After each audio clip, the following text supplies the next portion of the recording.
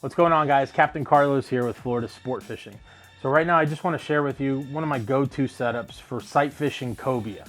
On the patch reefs, around oil rigs, anywhere where the fish are near the surface and you can see them and get a bait or an artificial to them, this is one of my favorite outfits. So I've got an 8-foot, it's kind of a custom blank, okay, made by Abbott Rods.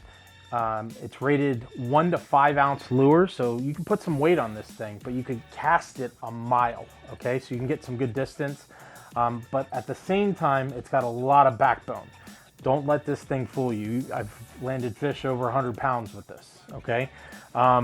It's matched up to a 400 Lexa by Daiwa. This is the power version. I don't like the high speed for this scenario. I like a 5-to-1 gear ratio, which is their power version. I feel like it's the sweet spot.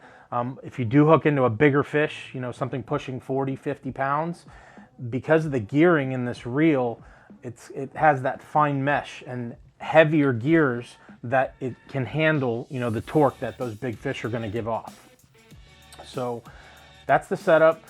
We've got 50-pound Daiwa J-braid for line. I love this line. It peels off very nicely for artificials especially.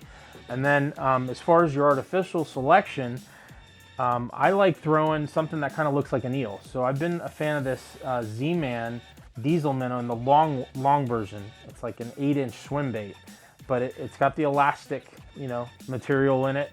It's got a heavy jig head too. This is like one of their heavier jig heads, 1.5 ounce, 2 ounce. So it could really punch, you know, through the surface and get down quickly to really entice these fish, you know, and get them all hyped up. The other option is a flare hawk, you know, or some, you know, big bucktail bright jig like this. This is kind of also a go-to. This one's made by First Light Jigs, but either one, you know, you got to have some weight there. Just keep that in mind and get out there and get hooked up.